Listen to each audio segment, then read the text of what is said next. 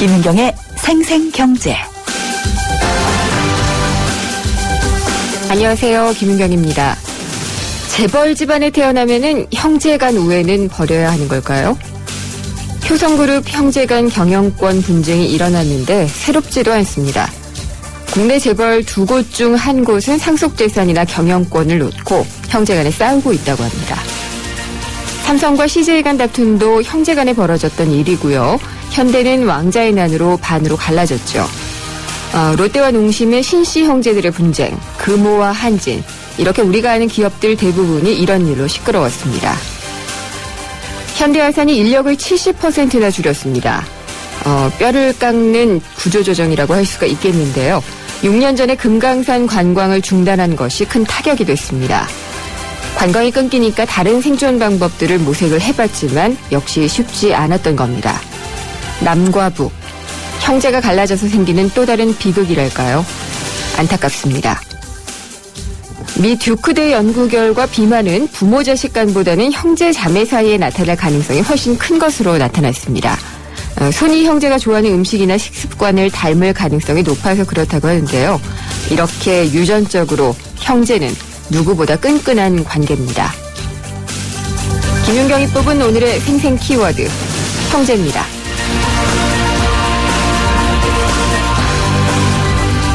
네, 오늘 3, 4부에 마련된 금요기획, 박근혜 정부 2기 경제팀의 수장인 최경환 경제부총리 겸 기획재정부 장관, 경제정책의 방향은 어떨지 심도 있게 토론해 보겠습니다. 특히 지명된 이후에 부동산을 비롯해서 경기 활성화의 의지를 상당히 강하게 피력을 하고 있는데 우리 경제의 상황이 심각하기 때문에 무엇보다 이 경기를 활성화하는 것이 필요하다라면서 기대를 내비치는 측도 있지만은요. 부동산 활성화 같은 정책으로 경제를 부양할 수 있는 시대는 이미 지났기 때문에 실효성에 의문이 들고 또 부작용도 있을 것이다. 이런 우려하는 지적도 있습니다. 잠시 후 금요기획에서 이 문제를 집중적으로 살펴보겠습니다. 김윤경의 생생경제 1부 시작합니다.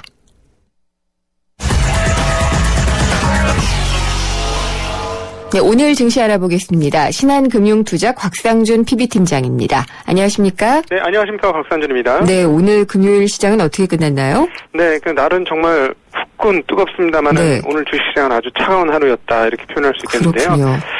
또다시 금융위기 관련 이야기들이 좀 돌았죠. 이미 뉴스를 들으신 분들은 잘 아시겠습니다만은 포르투갈의 은행이 부채 상환을 못하면서 그것들이 이제 유럽 증시를 한 1% 중반 하락까지 강타를 했고요. 네. 그 영향력이 미국까지 전해졌고 한국까지 이어지는 모습입니다. 저희가 이런 흐름에서 주목하고 있는 바는 사실 최근에 한국 증시에서 주요 매수 주포라고 표현을 해도 할 수 있는 외국인들이 과연 어디 쪽이냐. 이걸 가지고 설왕설래와 고민들이 많았는데 대체적으로 유럽계가 많았기 때문에 그 유럽이 흔들리게 되면은 아무래도 외국인들 투자 스탠스에 변화가 생길 수 있다. 그렇다면 한국의 매수 세력들이 강화되지 않은 상황 가운데서 좀 시장이 흔들릴 수 있다라는 그런 고민들이 좀 있습니다. 과연 무사하게 지나갈지 한번 봐야 되는데요. 오늘 일단 지수부터 언급드리도록 하겠습니다. 오늘 거래소 종합 주가 지수는 전일 대비 14.10포인트 0.70% 하락하면서 1988.74로 마감됐고요. 11거래일 연속 상승하고 오전까지 12거래일 연속 상승 시현하던 코스닥 시장도 거래소가 하락하게 되자 견디지 못하고 마감했습니다. 영향을 받았군요. 네, 그렇죠. 네. 2.74포인트 0.49% 하락하면서 556.58포인트를 기록을 했는데요. 그래도 세부적인 내용을 살펴보면 코스닥 지수가 좀 빠지긴 했습니다만 거래소보다는 모양이 훨씬 더 좋았다. 이렇게 볼 수 있는데 거래소 같은 경우 오늘 빠진 것은 대부분 대형주였습니다. 중형주 쪽은 소폭 0.01% 올랐고요. 소형주는 0.26% 올랐습니다. 그러니까 대형주만 빠져서 빠진 하루다 이렇게 볼 수 있겠고 그렇다면 그 중소형주들이 포진이 많이 되어 있던 코스닥 시장은 상대적으로 좀 양호하다 이렇게 말씀드릴 수가 있겠죠. 최근에 이것이 흐름입니다. 최근 주식시장이 지수는 계속 정체되어 있고 오히려 조금 빠지는 흐름 이번 주에 보여주었는데요. 몇몇 종목들의 시세 분출은 정말 대단했습니다. 그런데 이렇게 시세 분출하는 종목군들의 어떤 공통점을 한번 찾아보자면 어떤 공통점들이 있냐면 자산이 주가 대비로 상당히 자산이 많은 기업들, 그러니까 자산 가치가 높은 기업들, 그중에서 수익이 나쁘지 않은 기업들, 이런 기업 주식들이 대체적으로 상당히 높은 주식 상승세를 보여주었습니다. 그렇군요. 예. 근데 예. 도대체 왜 이런 흐름들이 나타날까 한번 생각을 해보면은요. 최근에 뭐 잘 아시다시피 주식시장에 신규로 자금 들어오는 거는 별로 없습니다. 그러니까 거래 대금이 많이 줄어 있는데요. 그러다 보니까 이런 제한된 자금이 투자 수익을 높이기 위해서 방향을 틀은 쪽이 작은 돈으로도 시세를 많이 올릴 수 있는 중소형주 쪽으로 집중됐고 예. 그렇다면 아무거나 들어갈 수 없으니 자산 가치가 우량하고 실적이 그나마 좋은 그런 종목 쪽으로 자금이 움직이면서 쏠리면서 네. 최근과 같은 장이 형성된 것이다. 이렇게 그러니까요. 예. 살펴볼 수 있겠습니다. 상황이 별로 좋지 않으면은 기본급 그러니까 기본 체력에 더 네. 집중을 하게 되는 게 법칙인 것 같다는 생각이 들고요. 네. 근데 이 포르투갈 최대은행이라고 그러죠. 네. 이 은행의 이 채무 불이행 우려가 지금 유럽과 미국 증시를 강타를 한 거잖아요. 네, 그렇죠. 근데 이제 이게 일회적일지 아니면 예전에 이 남유럽 위기처럼 번질지 그게 걱정인데 어떻게 보시나요? 네네. 사실 현재 상황, 그리고 또 최근에 유럽발 그 중앙은행의 언급들을 보면, 네. 디플레이션에 대한 디플레이션을 극복하기 위한 움직임을 보여주겠다는 의사표시를 정확하게 한 상황입니다. 그래서 이런 상황에서, 은행이 넘어져서, 네. 은행으로 인해서 연쇄적으로 그런 문제가 심화되는, 그러면 뭐 결국 디플레이션이 심화되는 것과 마찬가지의 흐름이 나올 텐데요. 예. 그런 것들을 그냥 용인하지는 않을 것으로 보여집니다. 그러나 어쨌든 이런 문제가 벌어졌기 때문에 단기적으로는 영향을 안 받을 수는 없지 않겠느냐. 알겠습니다. 이렇게 보여집니다. 예. 그럼 다음 주에 뵙도록 하겠습니다. 오늘 말씀 감사합니다. 네, 고맙습니다. 신한금융투자의 곽상준 PB팀장입니다.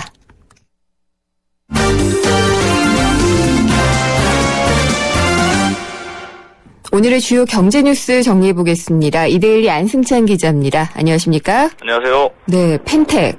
네. 예, 상당히 좀 잘 나갔다가 많이 힘들어졌었고, 그렇죠. 그래도 좀 기사회생을 하지 않겠느냐라고 기대를 해봤는데, 네. 어제인가요? 오늘인가 신문을 봤더니 읍소하는 사장이 채권단에 읍소하는 이런 게 나왔더라고요. 네. 네, 왜 지금 그렇게 된 거죠?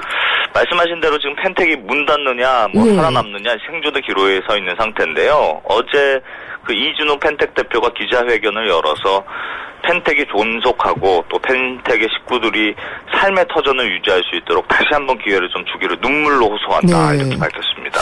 그러니까 이게 감정적으로만 보면은 상당히 안 됐다라는 생각이 네. 드는데, 네. 그동안 열심히 해왔을 것 같기는 한데, 지금 펜텍이 그러면은 이 읍소하는 내용은 뭔가요? 사실은 이게 펜텍이 원하는 것이기도 하고요. 예. 또 펜텍에 돈을 빌려준 채권단의 희망사항이기도 한데요. 펜텍의 부채가 현재 한 9,900억 원, 그러니까 거의 1조 원에 달하는 상태인데 네. 이달 말에 갚아야 할 돈도 500억 원이거든요. 그런데 지난달부터 지금 한 대의 휴대폰도 못 팔고 있습니다. 왜요? 이 통신회사들마다 펜텍 휴대폰 재고가 너무 쌓여 있어서 더 못 사주겠다 이러고 있는 상태니까 네. 이게 진짜 심각한 위기인데요. 현재도 지금 펜텍이 채권단의 워크아웃, 그러니까 기업 개선 작업 중이거든요. 근데 채권단이 자꾸 상황이 어려워지니까 정말 마지막으로 3천억 원어치 빚을 펜텍 주식으로 바꾸는 이 출자 전환을 우리가 할 테니까 네.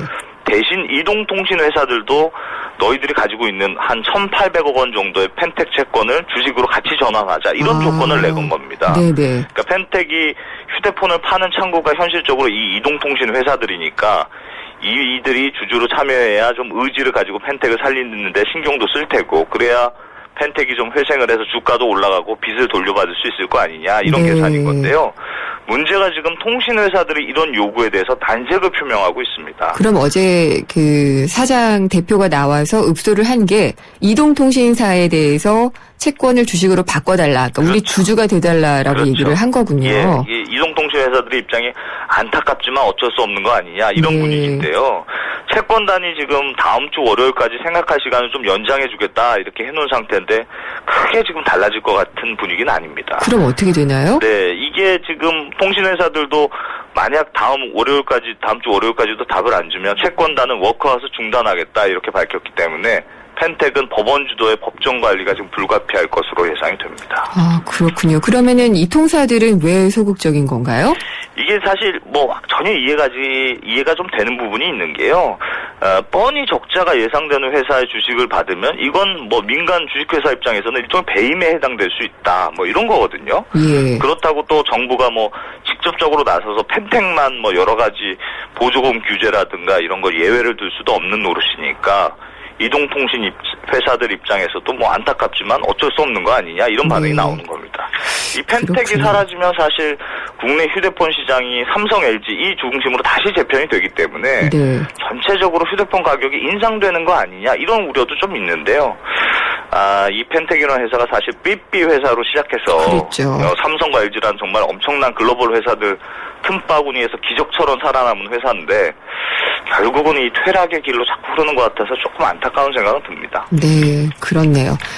최저임금 얼마 전에 내년도 최저임금이 조금 오른 것으로 결정이 됐잖아요. 네, 그랬죠. 근데 내년부터 최저임금을 안 주면은 바로 고태료가 부과된다. 네. 이렇게 얘기를 하는데 그러면은 그럼 바로 이렇게 조치를 하거나 그랬던 건 없었나 봐요. 네, 그동안은 사실은 그랬습니다. 그러니까 최저임금이라는 게 아무리 적어도 이 정도 임금은 줘야 한다 이렇게 네. 법으로 정해놓은 건데 원래는 뭐 이걸 지키지 않으면 3년 이하의 징역, 뭐 3천만 원 이하의 벌금형 이걸 받게 되는데요.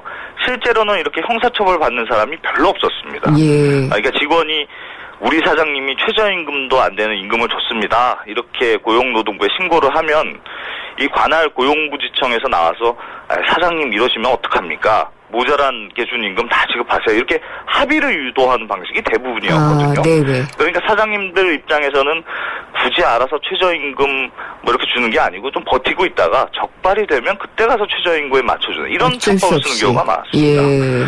근데 하지만 내년부터는 이런 식으로 했다가는 좀 문제가 될 수 있는 게 최저임금 위반 사실이 드러나면 곧바로 2천만 원 이하의 과태료를 부과할 수 있도록 이 고용노동부가 법을 바꾸기로 했거든요. 그러니까 최저임금 안 주고 이렇게 버텨보다 걸리면 뭐 나중에 지급해야지 이런 생각 네. 아예 못하게 만드는 겁니다. 언제부터 이게 적용이 된다고 하나요? 내년부터 지금 뭐 법 개정을 한다고 하는데 내년부터 적용이 될 것 같습니다. 네. 또 형사처벌도 강화가 되는데요. 지금까지는 이 악성 최저임금 위반 업체만 입건을 하다 보니까 위반 사실이 적발된 업체 한 10% 정도만 사법 처리가 됐는데요. 네. 앞으로는 과태료를 이렇게 받았던 업체가 또 적발이 되면 즉시 검찰에 입건돼서 형사처벌을 받게 이렇게 강화가 됐습니다. 네, 이거라도 줘야죠. 이거 안 그러게요. 지키면 참. 네, 예. 내년 뭐 최저임금이 말씀하신 대로 시간당 한 5,580원으로 하루 8시간씩 근무를 하면 한 달 월급이 한 116만 원쯤 되는데요. 네. 올해보다 한 7% 인상된 것이긴 합니다만 이게 일본에 비하면 한 절반 수준이고 이 경제 위기 겪고 있는 그리스보다도 더 낮은 수준이거든요. 네. 그러니까 이게 꼭 과태료가 무서워서가 아니더라도 직원들 생계를 위한 최소한 임금은 보장해 주는 게 좀 노사 문화를 위해서는 좀 좋겠다 이런 생각도 드네요. 예. 금융자산 얘기를 하면 상당히 전 초라해지는데 네. 금융자산 10억 원이 넘는 사람 우리나라에 16만 명이 넘네요. 네, 그렇습니다. 10억 원이면 뭐 미국 달러로 한 100만 달러 정도 되는 네. 거니까 100만 장자 아닙니까? 그러네요. KB금융연구소가 우리나라에 이런 10억 원 이상의 금융자산 가진 100만 장자가 몇 명이나 됐느냐 봤더니 말씀하신 대로 16만 7천 명으로 조사가 됐습니다. 우리나라 인구수가 한 5천만 명이니까 상위 한 0.3% 정도가 지금 10억 원 이상의 돈을 가지고 있는 건데요. 네. 이 16만 7천 명의 이 100만 장자들의 1인당 금융자산은 평균 한 22억 1천만 원이었고요. 연평균 한 3억 1천만 원 정도 벌어서 한 달에 1,022만 원 정도 쓰는 것으로 조사가 됐습니다. 네. 지역별로 보니까 서울이 역시 뭐 7만 9천 명 정도로 가장 돈 많은 사람들 한 절반 정도가 모여 있었고요. 경기와 뭐 부산이 그 다음으로 많았는데 어떤 지역의 부자가 가장 많이 늘었느냐 이걸 보니까 이건 또 서울 부산이 아니고 울산이 가장 높았습니다. 그래요? 네, 전체적으로 예. 부자들이 작년보다 한 2.5% 늘었는데 네. 울산에서는 9.5%가 늘었으니까 울산이 좀 부자들이 많이 늘어났다 뭐 이런 얘기죠. 그쪽에 이제 특정 기업이 있어서 그렇다라는 얘기는 예전부터 좀 여기 원래 들었는데. GDP도 높고 그렇습니다. 네, 그렇군요. 재밌는 게 이들 그 상위 0.3%에 들어가는 100만 장자들에게 스스로를 부자라고 생각하십니까? 이렇게 물었는데 뭐라고 하던가요? 10명 중 8명은 저는 부자가 아닙니다. 최소 100억 원은 있어야 부자 아닙니까? 이렇게 답했거든요. 정말 욕심이 많군요. 그러니까 저 같은 사람은 참 극빈층으로 생각해야 되나 이렇게 생각도 드는데 왜 그러세요? 이렇게 네. 부자들이 스스로를 부자가 아니라고 생각하면 예. 이 부자들에 대한 세금을 좀 더 거두려고 할 때 상당히 반발할 가능성이 그렇죠. 높거든요. 그러니까 예. 앞으로는 부자들에게도 이 선생님은 우리나라에서 0.3% 내에 들어가는 네. 분입니다. 이렇게 순위까지 친절하게 알려주는 게 좋을 것 같습니다. 그리고 뭐 어디 금융자산만 있겠어요? 뭐 부동산 자산도 있을 것이고 다른 자산들이 많이 있을 것 같다는 생각이 들어요. 그러게요. 이런 분들은. 알겠습니다. 감사합니다. 네, 고맙습니다. 1일 안승찬 기자였습니다. 네, 피자헛입니다. 저기요, 고기 피자랑 새우 피자랑 뭐가 더 맛있어요? 둘 다 맛있습니다, 고객님. 그래도 뭐가 더 잘 나가요? 솔직하게. 둘 다 잘 나갑니다. 왜냐하면 더블 박스. 박스는 하나, 피자는 두 가지. 25,000원. 1588-5588 피자헛. 더블 박스 주세요. 네, 잠시 후 2부에서는요, 글로벌 경제, 트렌드를 엿볼 수 있는 신간을 소개를 해드리고요. 영화로 보는 경제 영화관도 준비가 되어 있습니다. 경제 신간에서 소개해드릴 책은 콘트레리언이라는 책입니다.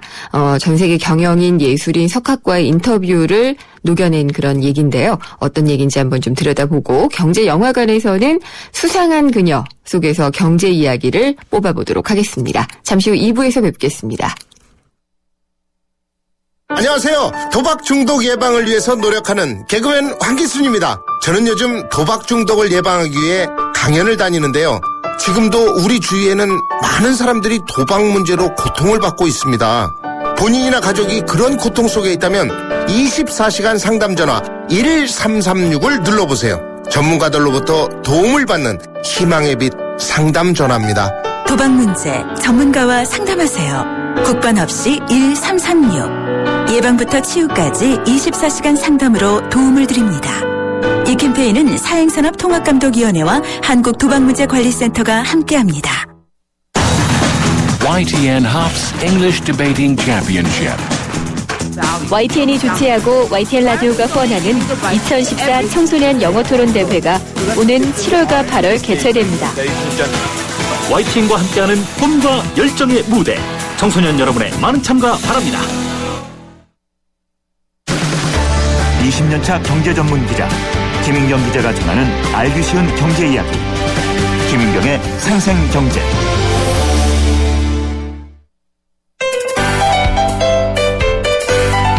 알쏭달쏭 경제상식 퀴즈.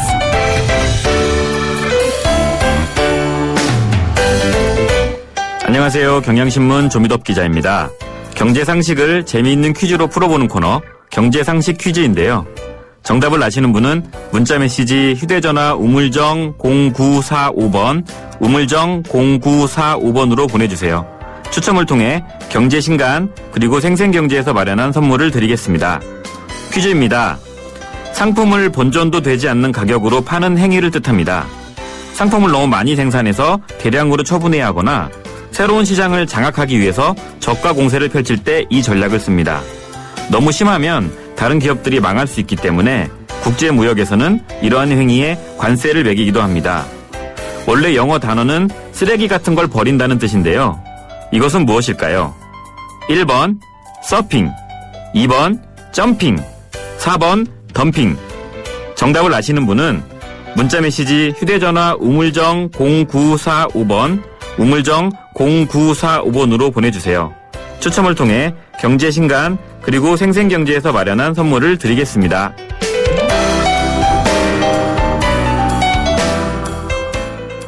세상의 베이스가 되다 포스코 협찬으로 김윤경의 생생경제 2부 시작하겠습니다. 생생경제 퀴즈 나갔는데요. 상품을 본전도 되지 않는 가격으로 파는 행위. 그러니까 막 갖다가 쏟아붓는다. 이런 뜻인데요. 어려우신가요? 정답을 저는 알고 있는데 좀 무덤덤합니다. 덤덤하다를 좀 염두에 두시면 답이 나오지 않을까요? 보기 다시 드릴게요. 1번 서핑, 2번 점핑, 3번 덤핑입니다. 정답 아시는 분은요. 샵에 0945 50원이 부과되는 문자메시지로 보내주시면 됩니다. 정답 보내주신 분들 중에는 저희가 선정을 해서요. 오늘 경제신간에서 소개를 해드릴 콘트레리언 경제신간 보내드리겠습니다. 광고 듣고 돌아오겠습니다.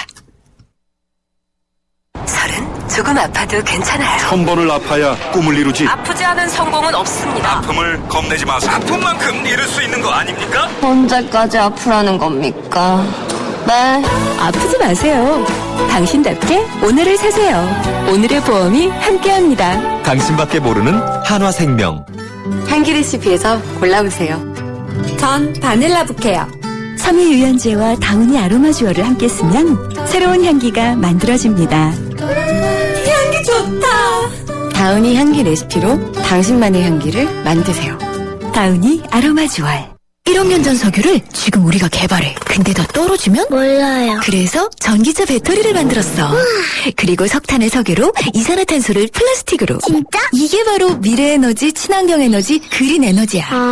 과거부터 현재까지, 다시 미래 에너지까지. 혁신을 혁신하다 SK 이노베이션. 나의 쿠쿠야, 나의 얼음아, 매일 새롭고 깨끗한 쿠쿠 얼음. 나의 쿠쿠야, 나의 방금 만들어 더 맛있는 얼음. 쿠쿠 얼음 정수기. 쿠쿠 아이스 넘버 5. 김인경의 생생경제. 생생경제가 뽑은 이 한 권의 책. 화제의 경제 신간. 금요일마다 만나는 따끈따끈한 경제 신간입니다. 홍순천 북칼럼니스트 스튜디오에 나와 계십니다. 안녕하십니까? 예, 안녕하세요. 오늘 어떤 책 소개해 주실 건가요? 예, 오늘 책은요, 컨트레리언이라는 제목의 책입니다. 아, 영어네요. 예. 네. 영어 제목. 사실 이 독자들에게 호기심을 가져다 주기 때문에 네. 요즘에 출판사들이 영어 제목을 많이 쓰고 있어요. 그렇죠. 예. 예. 컨트레리언 그러면 컨트러리하고 사람을 뜻하는 IAN 합쳐져서 예. 반대로 가는 사람들. 오, 예. 외국 저자가 쓴 건가요? 아닙니다. 저자가 이신영 씨, 네. 일간지 기자이신데요. 사실 반대로 간다라는 거, 네. 남들과 다른 길을 간다라는 거 상당히 외롭고 힘든 일입니다. 네. 남들이 다 예스라고 하는데 혼자서 노라고 한다라는 게 말은 쉬워도 사실 모험과 도전을 한다라는 거거든요. 이 책은 주요 일간지 기자로 최근 2년 동안 무려 30만 마일을 여행하면서 예. 전 세계를 주름잡고 있는 경영인, 예술인, 석학들 100명을 만나서 인터뷰한 네. 그들과의 인터뷰 내용을 소개하고 있는 책입니다. 그런데 이제 그 인터뷰를 당하신 그 대상분들이 다 컨트레리언인가 보죠? 그렇죠. 예. 그러니까 이신영 씨가 예. 사실 전 세계에서 성공한 여러 대가들을 만나서 그들과 이야기를 나눠보니까 한 가지 공통점이 발견되는데 그게 바로 컨트레리언이더라. 남들과 다르게. 그렇죠. 모험을 하는. 맞습니다. 근데 정말 쉽지 않은 길인데 남들과 다른 길을 가는 것은 무엇인가? 이게 안티맨은 아닐 테니까요. 그렇죠. 예. 이 책은 지금은 시대가 바뀌었기 때문에 우리가 과거처럼 열심히 성실하게 일만 하는 시대가 아니라 이제는 창조와 혁신의 시대이기 때문에 네. 그런 시대에 맞는 새로운 인재상이 필요하다. 그게 바로 컨트레리언이다라고 이야기를 하고 있는데요. 역, 패, 탈이라는 세 가지 새로운 성공의 키워드를 제시하면서 남들과 다른 길을 추구해서 성공의 반열에 오른 사람들을 소개하고 있습니다. 책에 그러면은 목차에 역패탈 이렇게 나와 있나요? 그렇습니다. 과거에 혼창통이라는 제목의 책이 있었어요. 같은 신문사 기자가 되지 않았나요? 그렇습니다. 예. 근데 그것 또한 그 경제 섹션에 네, 네. 인터뷰했던 사람들과의 이야기를 그때는 이제 성공의 키워드를 혼창통 네. 세 가지를 꼽았는데 이번에는 역패탈이라는 세 가지 키워드를 꼽아낸 거죠. 구체적인 사례가 소개가 되고 있죠? 예, 먼저 역에 대한 사례인데요. 2006년 봄에 미국 주택시장은 정말 유례없는 호황기였습니다. 그랬죠. 모두가 예. 다 싼 이자로 돈을 빌려서 거지도 집을 살 수 있다고 맞습니다. 했어요. 예. 그때 서민은 중산층을 꿈꿨고 중산층은 상류층을 꿈꿨어요. 네. 수많은 투자자들이 일종의 주택담보대출인 서브프라임 모기지 상품에 엄청난 돈을 퍼부었는데 이때 펀드 매니저 존 폴슨이라는 분이 있었는데 이분의 생각은 달랐다고 합니다. 네. 지나치게 한쪽으로 쏠리는 게 뭔가 좀 나중에 위험한 국면이 올 수 있을 것 같다는 직감적인 판단을 했다고 그래요. 네. 그래서 주택시장의 상승보다 폭락에 베팅한 겁니다. 그렇군요. 가족들과 함께 얼마의 투자 펀드를 조성해서 골드만삭스 등 금융회사와 함께 이 폭락에 베팅하는 일종의 신용부도 스왑을 CDS. 그렇죠. 예. 체결한 거죠. 네. 당시에 동료 펀드 매니저들은 약간 이상한 거 아니야? 라고 하면서 다 한결같이 비웃음거리로 삼았지만 불과 1년 뒤 서브프라임 쇼크가 네. 맞아요. 오게 되죠. 예. 모두가 다 신에 빠졌을 때 폴슨 혼자 웃을 수 있었습니다. 투자금의 100배에 달하는 150억 달러를 벌어들였는데 네. 다른 사람을 능가하려면 시장의 정반대점을 봐야 됩니다라고 책을 통해서 소개를 해주고 있습니다. 언론도 엄청 탔죠. 그래서 그렇죠. 예, 여기서 책의 내용 한번 낭독 들어보고 가겠습니다.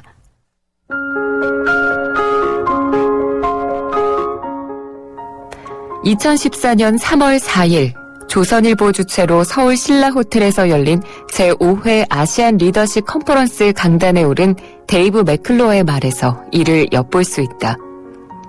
남의 성공보다 내 회사의 실패에서 배우는 것이 더 많습니다. 경영대에 가지 마세요. 그 돈으로 스타트업 기업을 만드세요.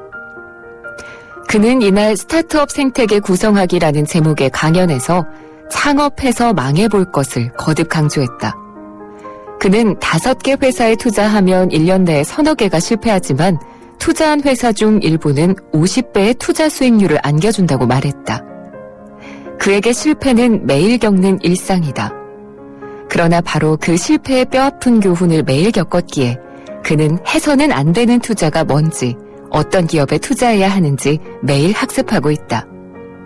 그가 구글, 아마존, 라쿠텐 같은 글로벌 기업에 자신이 투자한 기업들을 팔아치우면서 미국 실리콘밸리의 슈퍼 투자자라는 별명을 얻을 수 있던 이유도 여기에 있다. 네, 역시 이 대가들은 좀 달리 볼 수 있어야지 된다. 역발상을 좀 알아봤는데 두 번째 전략, 실패에서 배우라는 패라고 하셨죠? 그렇습니다. 이 컨트라리언이 되기 위한 두 번째 성공 키워드가 패인데요. 네. 실패에서 성공의 씨앗을 찾는 겁니다. 일본에 실패학이라는 게 있다고 그래요. 아, 예, 우리는 성공만 연구하는데 그러게요. 일본은 실패를 연구합니다. 역시 일본답네요. 예.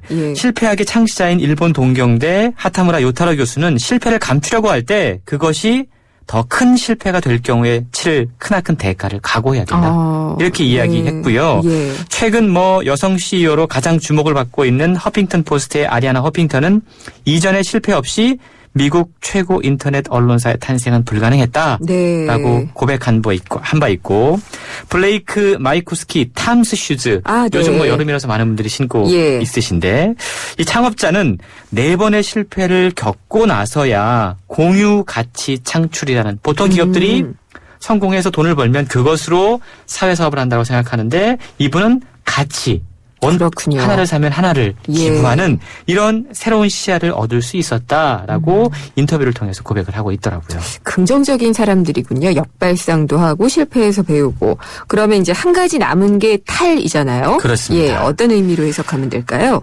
선입견, 고정관념 네. 그리고 우리를 가두고 있는 여러 생각의 테두리 안에서 벗어나는 겁니다. 네. 새로운 관점을 만들어내는 건데요. 저자가 이 세계를 돌아다니면서 컨트레리언을 만날 때마다 전율을 느끼는 부분이 하나 있다고 그래요. 어떤 거죠? 비서들이 자기가 모시는 세계 1위 대기업의 회장님들을 회장님이라고 부르기보다 그냥 잭, 존 이런 이름으로 부르고 있다는 겁니다. 아니 이거는 영어권이라서 그런 거 그렇죠. 아니에요? 근데 영어권이라고 하더라도 사실 프레지던트라든가 뭔가 좀 극존칭을 쓰거나 태도가 달라질 수가 있잖아요. 근데 전혀 같이 있음에도 어려워하거나 불편하지 않고 편안하게 대하더라는 거예요. 실제로 코스트코를 방문을 했는데 이 코스트코의 창업자인 짐 세네갈이 필자를 만나자마자 자기가 커피를 잘 내린다고 자랑하면서 사내 주방으로 내려갔다고 그래요. 그렇군요. 그러면서 손수 핸드드립 커피를 내리고 있는데 주방에 다른 직원이 들어왔다고 그럽니다. 그러면서 회장을 보더니 짐 굿모닝 이렇게 인사를 하더라는 거예요. 예. 그래서 조사는 깜짝 놀랐다고 그래요. 왜냐하면 우리나라의 상황과 상명하복 이 문화에서 절대로 있을 수가 없죠. 도저히 상상할 수 없는 장면이었다고 그럽니다. 그래서 그걸 보면서도 격식 파괴, 탈권위가 조직에 얼마나 큰 활력을 불어넣어주고 창의성을 확산시킬 수 있는 기초가 되는구나 라는 사실을 환기할 수 있었다고 그러는데 사실 역패탈, 컨트레리언 우리 입에 그런 노래 있었잖아요. 거꾸로 강을 거스러 오르는 네. 힘찬 연어들처럼 예. 쉬운 일은 아닙니다. 네. 물론 컨트롤 내기 위해서 개인들도 용기를 내야 되지만 저는 이 책을 읽으면서 야 정말 이러한 개인들이만이 탄생할 수 있는 사회 분위기 네. 이런 것들을 만들어주는 노력이 함께 수반돼야 되지 않을까. 그게 우리 사회의 큰 과제다라는 생각이 이 책을 읽으면서 함께 들었습니다. 네, 들기는 드는데요. 이 현실로 옮기기에는 우리의 이 유교 문화라든지 네. 언어, 뭐 여러 가지 문화들을 그렇죠. 많이 바꿔야지 되니까 네. 시간은 꽤 걸릴 것 같네요. 네, 그래도 인식이 있으면 언제든 변화가 생기니까. 맞아요. 예, 인식들이 좀 필요한 것 같습니다. 인식을 하는 게 중요하죠. 오늘 말씀 잘 들었습니다. 홍순철 북칼럼니스트였습니다.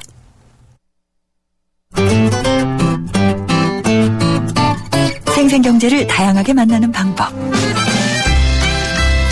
YTN 라디오 앱 예스와 웹사이트 김윤경의 생생경제 또는 트위터 YTN_이코노미로 실시간 듣기와 다시 듣기를 하실 수 있고 방송 내용에 대한 문의와 의견을 주실 수 있습니다.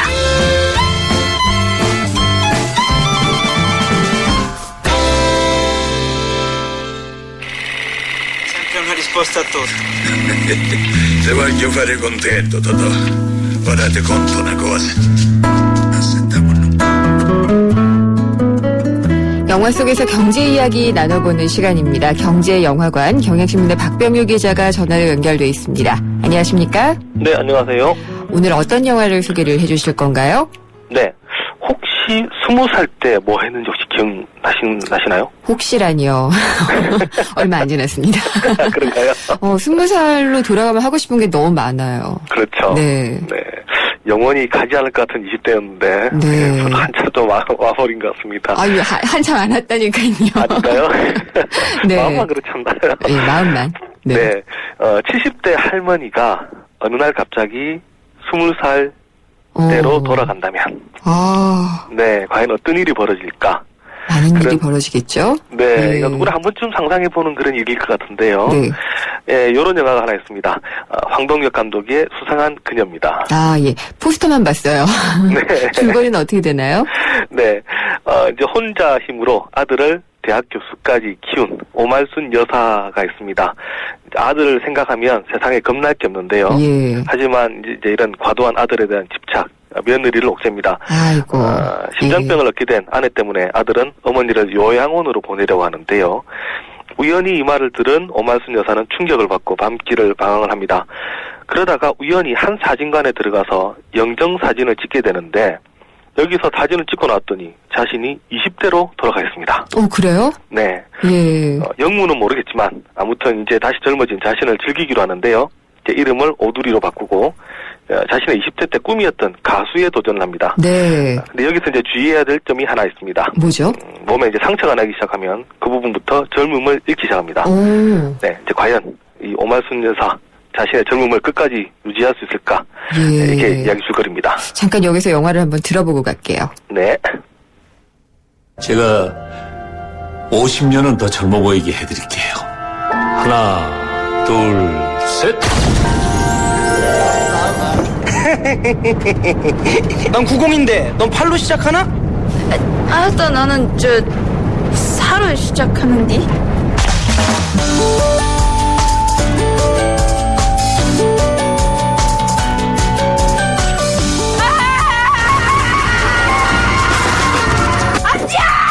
절대 안 돼! 내 눈에 흙이 아니라 시멘트를 부숴도 그것은 절대로 안 되는 일이야! 안 돼! 아이고! 나성에 가면 편지를 띄우세요. 그 아가씨가 내 아가씨고 바로 자네 어머니요. 들리는 내가 전화로 보이냐? 아가씨가 집에 안 들어왔다고? 어머니. 할머니?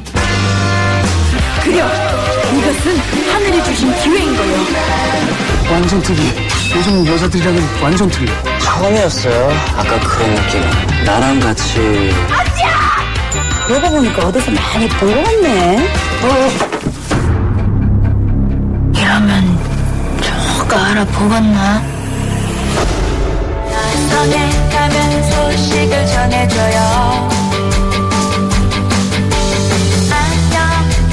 안녕 내 사랑. 이 노래 20대가 나오니까 이 나이를 좀 가늠할 수 있을 것 같기도 하고 그러네요. 근데 영화에서 알 수 있는 경제 이야기는 어떤 게 있나요? 네, 이 영화 홍보물을 보면 네. 당신의 전성기를 돌려드립니다. 이렇게 되어 있습니다. 아, 너무 좋겠다. 네. 예. 그러니까 이제 20대가 우리들의 전성기라는 얘기인데 네. 사실 인생을 한 발짝 떨어져 보면 그 사람의 삶이라는 게 어떤 주기가 있다 느껴지는 것 같습니다. 그렇죠. 네, 유아기 거쳤다가 소년기, 청년기, 중년기, 또 장년기 갔다가 이제 노년기로 갈 텐데. 네. 이런 흐름처럼 사실 보면 이제 경제도 마찬가지입니다. 이게 순간순간 보면 지표들이 다 따로 노는 것 같지만 한 발짝 멀찍이 떨어져서 보면 어떤 흐름이 있는데요. 이걸 이제 경기순환, 비즈니스 사이클이다 이렇게 부릅니다. 네, 이거 많이 배웠는데 네. 사실 멀리 떨어져서 보기가 어려운 게 또 우리 경제기는 하잖아요. 네. 경기순환은 어떤 식으로 전개가 되나요? 네, 경기는 이제 처음에 이제 확장했다가 어느 정도 가기 시작하면 후퇴하기 시작하고요. 그다음 또 수축하고 그러다가 또 다시 회복하면서 확장하는 이런 과정을 이제 끊임없이 이제 반복을 하는데 우리가 흔히 말하는 뭐 바이오리듬 얘기할 때 오르락 내리락 하는 거 네. 그렇게 생각하시면 쉬울 것 같습니다. 이제 경기가 어떤 이제 저점에서 고점으로 갈 때는 경기가 이제 상승한다 이렇게 표현을 하고요. 또 이제 고점에서 저점으로 밑으로 쭉 떨어지면 하강 국면이다 이렇게 얘기를 하는데 이런 이제 상승 국면일 때는 고용률이 높아지고요. 또 소득이 증가하는 이런 현상이 있습니다. 그래서 이제 사람들이 말은 안 해도 뭔가 좀 호황이다 이렇게 느낄 수 있고요. 또 이제 하강 국면 이때는 보면 각종 경기 지표들이 나쁘게 나옵니다. 살기 참 어렵다라는 느낌이 들 때가 보통 이제 하강 국면입니다. 근데 이제 이런 전체적으로 보면 큰 흐름에서 왔다리 갔다리 하는데 근데 중간에 갑자기 호황이 뜻하지 않게 생기는 경우가 있습니다. 네. 얘를 우리가 특수다 이렇게 얘기를 하죠. 갑자기 생각지 않았던 전쟁이 터져가지고 군수물자 생산이 급증하면서 일어나는 전쟁 특수가 있을 수가 있고요. 또 경기가 예상치 못하게 확 또 급락하는 또 반대적인 경우도 있는데 이때는 저희가 이제 공황 또는 경제 위기다 이렇게 또 부르기도 합니다. 예. 근데 이 경기 순환도 주기에 따라서 또 분류가 될 것 같아요. 네, 이게 뭐 좀 짧은 주기가 있고 긴 주기가 있는데요. 통상 한 4가지 정도로 이 순환 주기를 나눕니다.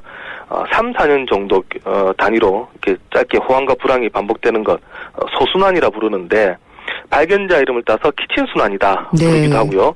재밌는 게 이제 이 순환은 재고순환이다 이렇게 부릅니다. 왜냐하면 이제 기업들이 재고량을 늘리고 줄이는 과정에서 난다 이런 얘기인데 호황기 때 보통 보면 기업들이 생산량을 확 늘립니다. 그러다 보면 재고가 많이 늘어나니까 이제 기업들이 이제 재고 줄여야 되겠다 이러면서 생산을 축소하는데 이때 과정에서 불황이 온다 이런 얘기입니다. 우리 보통 펀드 할 때 보면 펀드 투자 시기 3년 정도 잡는 경우가 많은데요. 이게 바로 이 소순환 때문입니다. 그러니까 한번 호황이 왔다가 그 다음에 또 고점을 찍는 게 한 3년이나 4년에 한 번 정도 오기 때문에 네. 펀드 투자 한 3년은 하시라 이렇게 그렇군요. 주로 권고를 많이 하고 있습니다. 예. 이제 또 하나는 한 10년 주기로 또 이런 호황과 불황이 반복된다 얘기가 있는데요. 이게 이제 주순환이라 부르는데 요거는 이제 기업들이 이제 낡은 설비를 교체하는 시기가 딱 10년이다 이 얘기입니다. 그렇군요. 이제 뭐 이게 죽을라 순환이다 이게 부르기도 하는데요.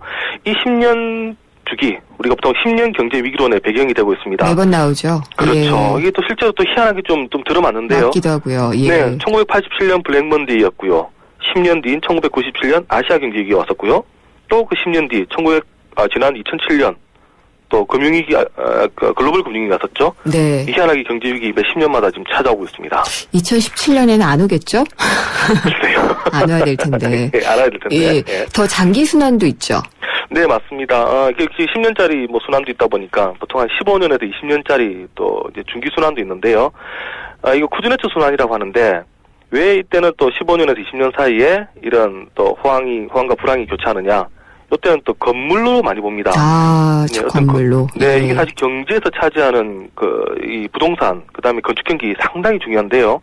어떤 한 건물을 만들고 이게 낡아서 새로운 건물을 지어야 되는 시기가 바로 15년에서 20년이다. 그러니까 우리 흔히 말하는 재개발 그 순환입니다. 이게 네. 세계적으로도 통한다 얘기가 있고요. 가장 긴 순환이 한 50년짜리인데 이때는 이제 어떤 기술 혁신이 갑자기 확 일어나면서 네. 호황이 왔다가 그게 또 쭉 이제 완화됐다가 또 50년 뒤에 또 새로운 기술 혁신이 일어난다. 그걸 이제 콘트라티에프 순환이라고도 합니다. 굉장히 고색찬연한 이 사회책에서 보던 그 네. 순환이군요. 네, 소련의 경제학자 콘트라티에프가 제기했는데 실제로 이 콘트라티에프가의 얘기 주장을 보면 산업혁명이 50년 주기로 일어났었고요. 또 제2차 산업혁명도 그 뒤에 50년 뒤에 발생합니다. 그리고 이제 또 그 뒤에 50년 뒤에 자동차나 전기화학 이런 것들이 각각 또 이렇게 큰 호황을 만드는데 이런 거 생각지도 않은 경제 혁신 이런 것들은 한 50년 주기로 찾아온다 이런 얘기입니다. 그러면은 우리나라 경제도 이런 경제 순환 시기를 잘 반영을 하고 있나요? 네, 이제 그 과거에는 이제 우리가 한참 성장 시대다 보니까 그런 이제 데이터도 별로 없었고요. 잘 맞지 않았는데 최근에 우리 경제도 어느 정도 숙성이 되면서 순환 주기가 일정해지고 있는 것 같습니다. 얼마 전에 통계청이 최근에 순환 주기를 발표했었는데 한국 경제가 지난 2012년 4분기 그리고 2013년 작년이죠. 작년 상반기 때 저점이었다. 네. 그리고 지금은 아마 경기 상승 국면 같아. 아직 고점은 오지 않았다 이렇게 밝혔습니다. 최근에 뭐 세월호 사건 직전까지 정부가 전체적으로 하반기도 괜찮을 거다라고 주장했던 그 근거가 바로 여기 있습니다. 그러다가 갑자기 이 경제팀 새로 꾸려지면서 일본식 장기 불황 얘기가 나오니까 갑자기 또 우리 경제 굉장히 위기에 빠진 것처럼 보도가 되는 것 같아요. 그렇죠. 네. 박병일 기자는 어떻게 보세요? 글쎄요, 이게 뭐, 이게 사실 경기 예측 말하기는 쉽진 않은데요.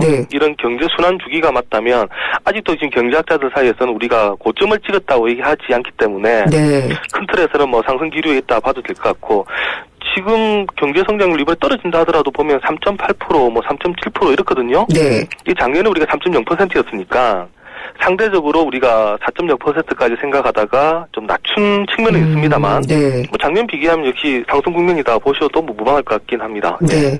그래서 이 경기 순환 예측을 잘 들여다봐야 될 것 같아요. 네. 예. 이게 뭐 일단 지금 현재 우리가 물론 그 단기적으로 보면 이렇게 좀 출렁출렁합니다만 장기적으로 이게 상승 국면이냐 혹은 하강 국면이냐 이 예측을 잘해야 기업 입장에서는 생산을 더 늘릴 것인지 그렇죠. 네, 또 가게 입장에서는 소비를 더 할 것인지 혹은 부동산을 살 것인지 말 것인지 이 가늠을 할 수가 있습니다. 하지만 또 여기도 문제도 있는데 이게 경기 순환 주기라는 게 이게 사실은 이제 그 시점이 지난 뒤에야 또 정확히 관측이 된다 이런 단점도 분명히 있는 것 같습니다. 지나봤더니 그게 고점이었다. 지나봤더니 그게 저점이었다. 또 판단인데요. 이런 점도 많이 또 주의를 해야 되는 그런 점입니다. 그래서 정책하시는 분들이 잘 봐야지 되는 것 같다는 생각을 좀 해보고요. 오늘 여기까지 듣도록 하겠습니다. 감사합니다. 네, 감사합니다. 경향신문의 박병률 기자였습니다. 안 보이니까 감추죠. 별일 없겠죠. 손발톱 무좀 방치하면 손발톱 건강을 잃을 수 있습니다. 이젠 풀케어. 국내 최초 갈거나 닦을 필요 없이 오니텍 특허 기술로 침투는 빠르게. 와, 정말 좋아졌다. 방치하지 말고 풀케어하세요. 이탈리아 글로벌 제약회사 메나리니. 김연아예요. 저의 다음 계획 궁금하시죠? 앞으로 강원 평창수와 함께 준비하겠습니다. 평창 동계올림픽을 준비하는 깨끗한 물이니까요. 강원 평창수 마시면서 같이 준비하실래요? 평창 동계올림픽 공식 먹는 샘물. 강원 평창수. 난 무엇을 위해 사는가 고민돼요. 어쩜 좋죠? 참된 나를 찾고 싶은 C3 타입이군요. 인생의 온갖 번뇌를 다스리기 위해 양곤 4일치를 처방해드릴게요. 떠나세요. 당신의 타입에 맞는 미얀마로. 대한항공 미얀마 양곤 메이루낭. Excellence in flight. Korean Air. 네, 피자헛입니다. 저기요. 고기 피자랑 새우 피자랑 뭐가 더 맛있어요? 둘 다 맛있습니다, 고객님. 그래도 뭐가 더 잘 나가요? 솔직하게. 둘 다 잘 나갑니다. 왜냐하면 더블 박스. 박스는 하나, 피자는 두 가지. 25,000원. 1588-5588 피자헛. 더블 박스 주세요. 네, 금요일 생생경제 퀴즈 있는 날이죠. 못 들으신 분들을 위해서 다시 한번 알려드리겠습니다. 상품을 본전도 되지 않은 아주 싼 가격으로 파는 것을 이것이라고 하는데요. 상품이 너무 많아서 처리를 해야지 되거나 아니면은 시장을 장악하기 위해서 저가 공세를 펼치는 것을 이렇게 얘기합니다. 원래 영어 단어는 쓰레기 같은 걸 내다 버린다 이런 뜻인데 이것은 무엇일까요? 이게 문제고요. 보기 드릴게요. 1번 서핑, 2번 점핑, 3번 덤핑입니다. 정답 맞춰주신 분들 중에 선정을 해서 오늘 경제신간에서 소개를 해드린 콘트레리언을 보내드리도록 하겠습니다. 정답은 오늘 방송 끝날 때까지 5시까지 문자, 휴대전화 우물정의 0945번으로 보내주시기 바랍니다. 그리고 문자로 힌트들 많이 주셨어요. 제가 못 주니까 안타까우셨는지. 1416님, 요즘 경기가 죽을 지경인데 결제 때문에 정답인 이것을 해야 되니까 고민이다 라고 하셨고요. 6727님은요. 경제가 어려워질수록 물건값뿐 아니라 경제 여러 곳에서 일어나는 현상 아닌가요? 라고 하시면서 문자 주셨습니다. 또 4874님도 우리 회사 이것으로 상품을 내놨습니다 라고 하셨는데요. 이것은 무엇일까요? 1번 서핑, 2번 점핑, 3번 덤핑입니다. 잠시 후 3, 4분은 금요기획입니다. 박근혜 정부 2기 경제팀의 수장이 된 최경환 경제부총리 겸 기획재정부 장관. 어떤 경제정책을 펼칠지 기대와 우려가 되고 있는데요. 심도 있게 토론해 보겠습니다. 4시 뉴스 듣고 돌아오겠습니다.